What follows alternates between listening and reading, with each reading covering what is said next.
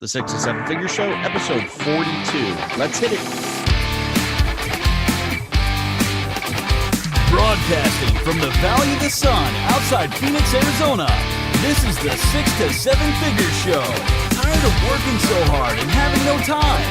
Take your six-figure practice and turn it to a thriving seven-figure enterprise. And now, your host, author, speaker, mentor, and strategist, Frank Bria. Everyone, welcome to the 6 to 7 Figure Show. I'm your host, Frank Bria, and today I am absolutely thrilled to be joined by Steve Gordon, two-time entrepreneur, author of 3 books, founder of the Unstoppable Agency, and the host of the Unstoppable CEO podcast. He's written over 400 articles on marketing for service businesses. Through his firm, he helps consultants, coaches, and agencies develop strategic business relationships through podcast interviews, which we're going to dig into a little bit today. So welcome to the show, Steve. Thanks so much for spending time with us today. Yeah, Frank, excited to be here. Thanks for having me. Oh, my pleasure. So podcasts are something that I think most entrepreneurs are tripping themselves up on these days. So I would love to get, just let's start off with your thoughts on podcasts. Like, obviously, you're a podcast agency, you're working with those. Obviously, you think that they're valuable, but there are people who are definitely probably wasting their time doing this wrong. So what's the right way in your estimation for a service business to use a podcast these days? Well, first of all, we're an accidental podcast agency. Okay. So, a few years ago, I was in the advice giving business. We were a marketing consulting firm, purely consulting. And you would come to us and we would give you all of these wonderful ideas on how to market your service business. And we had really happy clients who loved all of that advice and loved the strategies we were giving them, but they would go away, after one of our 90-day sessions and then come back the next 90 days. And they'd be really frustrated because they hadn't implemented very much. Right. And what we learned through that was that for our ideal client, they don't want to become a master marketer. Yeah. They didn't have the capability, they didn't have the skill, they didn't have the inclination or the team to really do it themselves. And so we started looking at all of the different strategies that we were teaching them and trying to figure out, okay, well, where are they going to have the most success in the shortest amount of time that's going to be something that they can reasonably implement, and then we can implement the, like 90 to 95% of it, and they can only, they'll show up for the 5% where we absolutely need them. Yeah. And that's kind of how we got to podcasting. So I was already running a podcast, I'm a big believer in the medium. And I think it's particularly useful for any business where you're selling at a high ticket and where you need a lot of trust with your prospects, because it allows you to sort of go under the radar with your marketing. And I'll explain what I mean by that. With a podcast, most people think, oh, it's internet marketing. Let's get, 100 billion people to listen, right? Right. And the truth is the value of the podcast is in the small numbers. And I don't mean small audience numbers, in the small numbers, meaning the people that you invite on to be a guest on the podcast, that you are able to interview so they can display all of their expertise to your network. And in the process, you're going to get the opportunity to build a really strong relationship with them and do it really quickly. And so that's when we're working with a client, we are urging them to focus on the people that they're going to interview. So they want to interview influencers and potential clients. And it's a great way to start those relationships without it being about sales.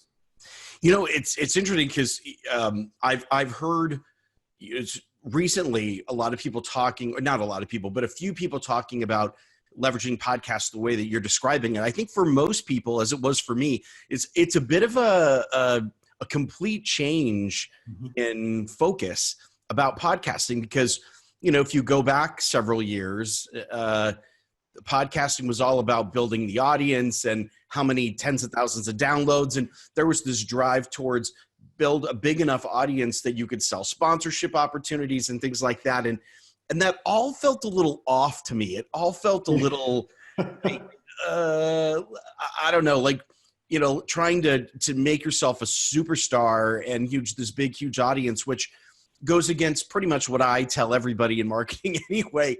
And so it never really quite sat. So as you've described this, and there have been others who are talking about this as well. John Corcoran, mutual friend of ours, has been talking about this style as well. It sort of makes more sense.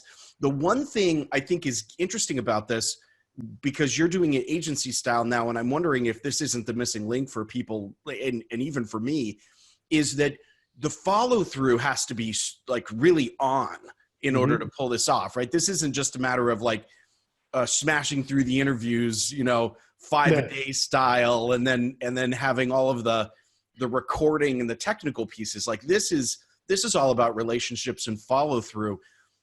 How do people best get that part of this worked out? Because that seems like that's where this lives or dies. That is absolutely where it lives or dies. I mean, you can get these days, podcast agencies are about as common as Facebook ad agencies, right? It's hard to throw a rock and not hit one. Most of them are geared towards, hey, I'll edit your audio for you and I'll post it up, into Libsyn or one of the hosting services. And that's great. There's some value there. Sure. That's not where you're going to make the money though. It is in the relationship. And so what we have done is we've looked at end to end. If, Frank, if you're one of our clients and you're going to invite a high profile guest on that you want to have a business relationship with, so how can we front load that feeling that they're going to have about you and make it so that they feel that Frank is the coolest guy in the world before they get on the interview. Right. And then when you're in the call, how can we coach you and teach you to start a conversation that's going to open the door to business opportunities, not immediately on that call, but it'll give you the fodder to be able to follow up later and see how you can add value to them. And then, the strategic byproduct of the podcast are all these interviews that you're doing, and those make for great nurture content down the road. And so we've really kind of built an end-to-end process there. Yeah. And it doesn't surprise me at all that for you, the relationship and the long-term is the play. I mean, you still have probably one of the best infrastructures I've seen for generating referrals, which is all again about relationship building and making sure you have the long-term play. This is interesting. I find that a lot of entrepreneurs don't have the patience to do what you're talking about. There's a lot of people really want the quick pop. We talk about Facebook ad agencies. There's this attitude of, well, if I just spend $100 this week, I should generate, $3,000 in the next 14 days. And if I don't, then I'm doing the wrong thing and I got to pop up and do something else. That stuff is all great if you're selling a relatively commoditized, easy to buy, easy to understand product. Sure.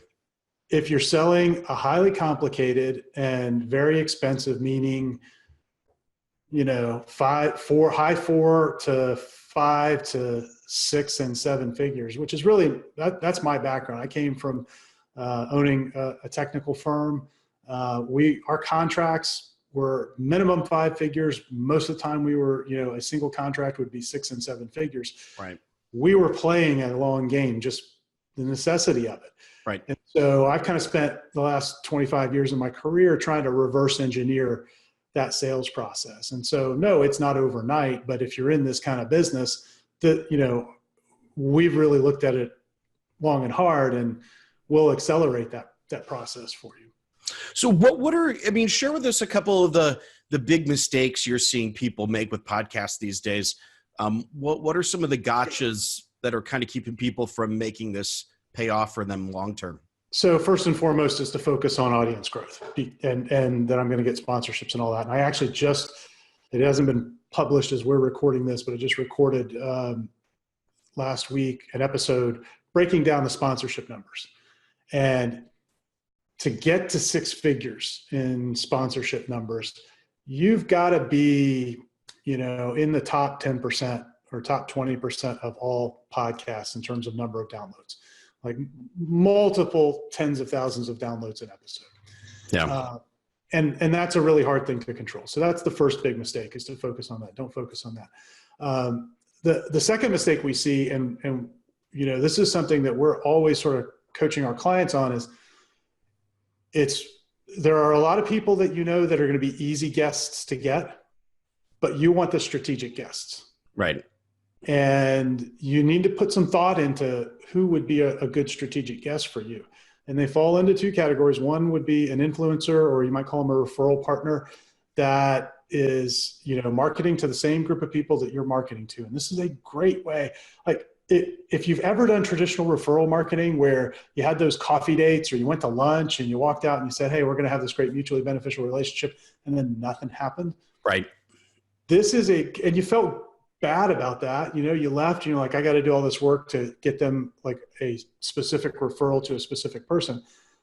This is a much easier way to give value to them. And so it's a much more approachable way. So that's the first thing, is be really strategic about who you invite on, because that's going to determine how successful you are with it. The other is one of the mistakes we're really beginning to see is that if you only do interviews, then you miss an important marketing opportunity. And there are really three types of episodes that you want to have. So you want to have interviews with the two types of people we just talked about. You want to have interviews with your clients who are having a lot of success working with you, because those turn into fantastic case studies and they make your client feel really good. Right. That's always good. And you need some where it's just you explaining what we would call your worldview. In other words, for every service provider I've ever talked to, they have in their mind, this is how we do it here and why it's 100 times better than what anybody else is doing, right? We sort of have that little arrogant sort of, I'm better. I'm a little bit better than everybody else, right? Right. Well, that's a good thing, because you need that kind of worldview or that point of view. And the podcast gives you a platform to get it out there without you having to write. And I find that the act of writing is a big, big barrier for a lot of business owners. And so this allows you to get up there with an outline and talk through it just the way you talk with a potential client. That's really interesting. So is there like a format or a frequency you're finding in terms of episodes that works the best? So in terms of overall frequency, we generally will recommend weekly. Okay. We've got 3 packages that we offer: every weekday, a weekly, and every other week. And I almost try and tell people, don't take the week, or don't take the daily. Too much work. You're going to burn out. It's going to be too hard. Weekly is a good frequency, so you're showing up every week. It keeps you focused and kind of in the rhythm of it. And there is a good long-term byproduct to having these episodes out there, that you get a lot more benefit from weekly. You get twice as many interviews, twice as many relationships, but the back catalog will begin to sell for you as you get beyond the 6-month mark. So you've got this pile of episodes built up. You've shared your worldview. You've interviewed interesting people and sounded really smart while you interviewed them. You've got these great long-form case studies from your clients. And then a prospect stumbles into your world, starts listening to the podcast. They realize, oh, wait, you've got 20 or 30 or 50 or 100 episodes in that catalog. So they start binge listening. And as they do that, they sell themselves on you. You get to build trust with them over time. Right. So it's the trust and credibility that comes. It's interesting because I think that the fact that you talk about this mix of medium between interview and being able to teach your own content, it almost goes against the original, lots of folks who had this, you're either an interview format or you're a content format, and ne'er the two shall meet. It seems like that it almost goes against sort of that adage of, are you going to be the person who sort of collects the great content and presents it? You're the curator as the interviewer, or you're doing the content itself. And it's interesting that your recommendation is to find a nice mix of both. Well, I started off thinking with our own podcast, thinking, okay, it's an interview show and it needs to be an interview show. Yeah. Then I got to a point where I hadn't paid attention to booking very many interviews, and I had to do some solo episodes. And so it happened to be around the time when we were, I was coming out with a new book. And so I did a 3-part series on the book content, and we got great feedback on it.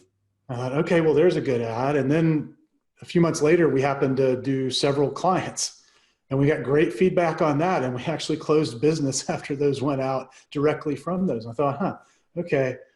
I'm not the smartest guy in the world, but I do observe things. You can sense when something's working, when the money's coming in. Right. Yeah. That's nice. Well, so that's how we came to that. I do think a lot of people, this is a monetizing podcast is a really tough thing to struggle. I want to pivot a little bit into your particular service offering because, and change the topic just ever so slightly. Because a lot of people who run agencies or do a lot of marketing support services like you're doing are running into trouble with growth. They just get maxed out. They can't take on any more clients. We have a lot of people in touch with us that's their big thing. In fact, so much so that they want to give up doing services for other people and move into some other sort of more ethereal service offering so that they can expand their offering. What are some of the things that you're doing right now to kind of push through that problem to grow, even though you're providing marketing services directly to your clients? Well, I think it's important to understand why we pivoted in this direction. So, I started thinking back to my first business, which we had these really long relationships with clients. I exited that business, and when I did, the business had been around for 25 years, and we still had client number 1. And that was a pretty profitable client relationship for us. And I think our youngest client was around 5 years old at that point. And so I started thinking in terms of how do I recreate that? And I think the best way that you recreate that, it's not the only way, but I think the best way you recreate that is you find a job that your ideal client needs done and needs done repeatedly over time, but is either difficult for them to do or one that's undesirable for them to do. And then you go figure it out. And so that's kind of how we got to that point. Now, every business that tries to do that is going to run into these inflection points where, and it all has to do with the systems that you've built. So when you start off, you're sort of just seat of your pants trying to figure it all out, right? And that scales to a handful of clients, and then you hit that ceiling. And now you've got to put systems in place and probably a couple of team members, or at least one. And then you max them out and the systems you have, and you keep running into this. And then what I found is by the time you get to somewhere close to around needing, between 8 and 10 people, you got a choice to make. And you're either going to step back and devise systems that allow it to then scale. I hate to say infinitely, because I think that's a foolish word to throw around. Sure. But scale far beyond where you are, whether you choose to do that or not, or you're going to be right there. And if you stay stuck right there, your experience in the business is going to be bumpy, because you're constantly hitting your head against that ceiling because you haven't figured out those systems. And so that tends to be where I see it happen. So we actually hit that point at the end of last year. And I knew we were going to get there. It was kind of intentional. We grew enough to get to that point so that I had enough revenue that I could then hire an operations manager. And then that which freed me up to then start focusing on what's the production system and what's the people system going to look like to take us now beyond something that's repeatable. I don't know if that answers your question. No, it does. And I think, so you really summed it up really well just with the phrase step back. It requires you as the entrepreneur to step back and realize that you're moving from this sense of managing tasks to managing systems. Like, you have to make this decision that you're going to be changing what you do. And for some people, that just That's horrible. Like, that's awful. I mean, you and I've talked about this because we kind of share this engineering background a little bit. So systems and processes are kind of cool stuff. But for a lot of people, it's like you might as well have dropped raw liver on their plate for dinner. Like, they absolutely can't do that at all. And so that's not a business model they're going to be comfortable with. But if you want to do this successfully, you really do have to step back. It's really funny.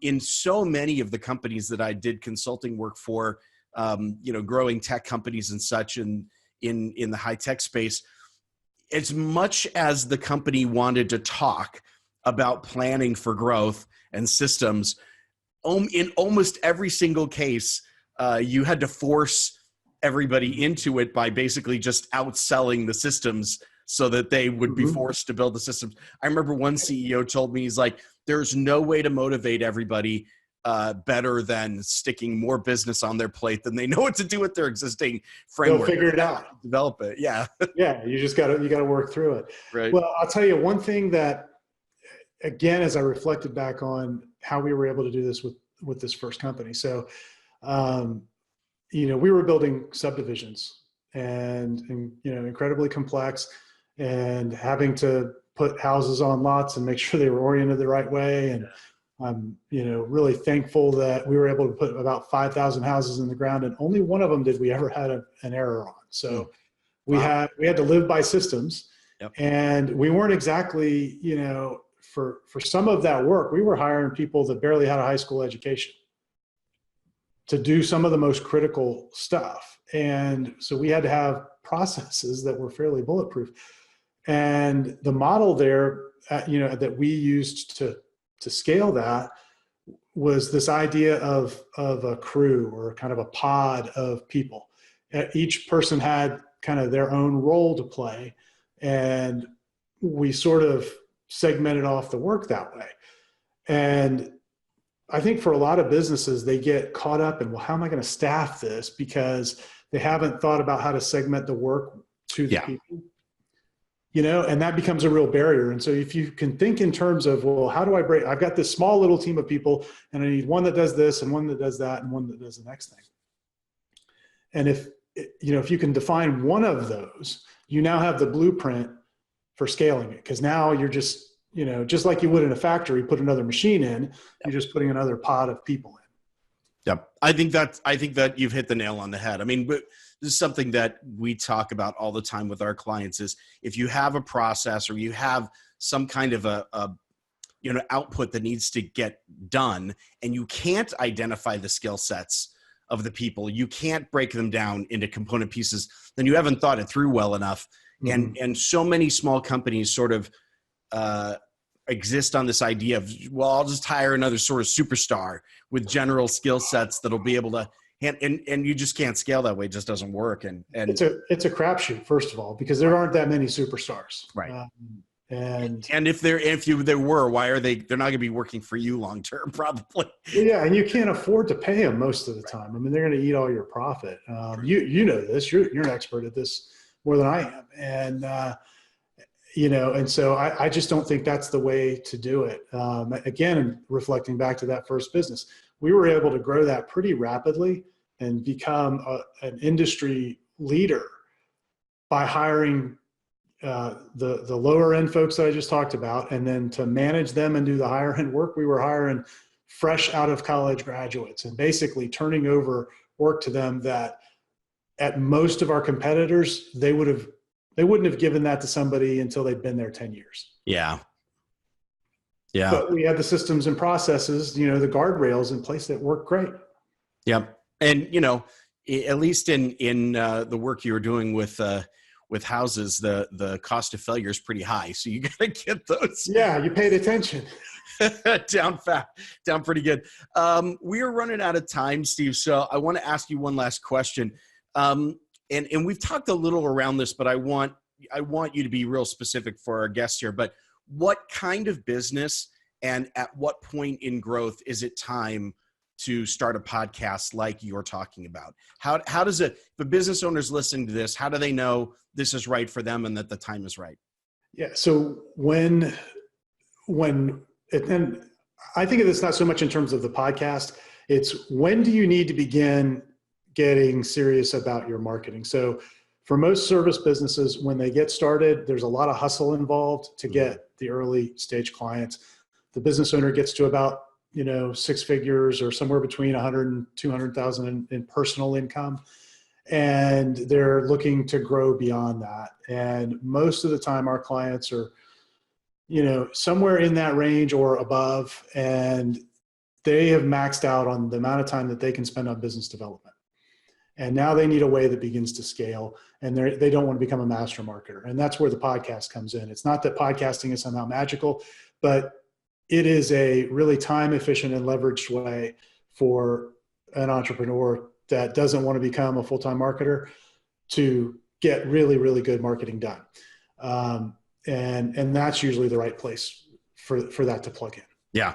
And you brought up a really good point, which I think it's missed a lot in our industry, which is, as the entrepreneur, if you're a service provider, unless marketing's your thing and you are in a marketing business, it does not make any sense at all to become a marketer. And it's so frustrating because it seems like in the lead generation space that there's so many offerings out there to train people to become marketers. And it's like that, again, because you and I, again, share this background coming in from a non-digital marketing space and working in other industries. Like I keep telling people I would never imagine myself walking into the office of a CEO of some Fortune 500 company and tell him or her, oh, by the way, you're going to need to start an advertising campaign, and I suggest you take a course that trains you on how to do that. It just is ridiculous. And, for the types of people that you're working with, Frank, where you're teaching them how to build this program and make it scalable, where they deliver value is not in marketing what they do. Where they deliver value is in getting the result and designing the systems to deliver the result for the client. That's what they're getting paid for. That's where they need to focus. Right. Yeah, the marketing still got to happen, just like the bookkeeping still got to happen, and the accounting and the legal stuff and all of that. Get an expert. Yeah. Whether it's me, you, somebody else, get an expert. Yep. And it is frustrating. I remember just personally as a last little anecdote, I was working on a system where I needed sort of referral partners. And I went out to somebody and said, hey, I just need to hire somebody who's going to go out and recruit referral partners for me. And the person said, well, we're kind of busy, but I've got a course on this. And I'm like, if you're busy, imagine I'm busy. I'm going to take your course to learn how to do this. It was so frustrating that there's this like knee-jerk reaction. Oh yeah. Self-esteem. Absolutely. Anyway, Steve, it's been great. Thanks so much. We're out of time, and I know you're super busy. But just as a last point, for those people who are listening to you and are interested in hearing more about what you guys are up to in terms of how you feel like podcasts are useful and the relationships you build with them, where's a good place for people to go to kind of get started and learning more about what you guys do? Yeah, so we've actually put up a page just for your listeners, and when they go there, they're going to be able to find a link to our podcast if they want to tune in and listen to that. We'd love to have you as a listener. But you can get a copy there of a book that I wrote last year called The Exponential Network Strategy. And that book really describes how our approach to podcasting works. And so you can read it, and then you can decide I'm either going to implement this myself, or I'm going to go find a team to do it that I'm going to hire, and put them on my team internally. Or if you want to work with us, great. There's a link there as well where you could book a call. And then also we've got, we'll have a short little list of some other resources that'll be helpful for the folks listening. So they can go to unstoppableceo.net/HTP. So unstoppableceo.net/HTP. Great. And that link's below the video here, or if you're listening audio, the show notes page. If you happen to be out and about listening to this, come on back to the show notes page too and click on through if you didn't catch that. Thanks much, Steve, for that offer. That's terrific. A terrific offer for the audience. And I'll just add in there as a tag. I know you were equivocating a little bit on different ways to do stuff, but you'd be smart to just hire somebody to execute this for you rather than try to figure this out yourself. But I understand where that's what we think, but you know, of course. Steve, thanks so much. I really appreciate the time. It's been great information. And I think for a lot of people who have been looking at podcasts and trying to figure out, how is the what's the sort of key to unlocking the power and potential of format. You've given a lot of really good advice. So thank you very much for that. Yeah. Thanks for having me, Frank. It's been fun. Yeah, absolutely. And thank you for being here with us on the 6 to 7 Figure Show. I've been your host, Frank Bria. And thanks again. We know that you're busy and got lots of stuff to do. So if you're taking the time with us, we're honored that you've given us a little bit of a spot in your schedule. And we'll see you on the next episode. All right, take care. Bye-bye.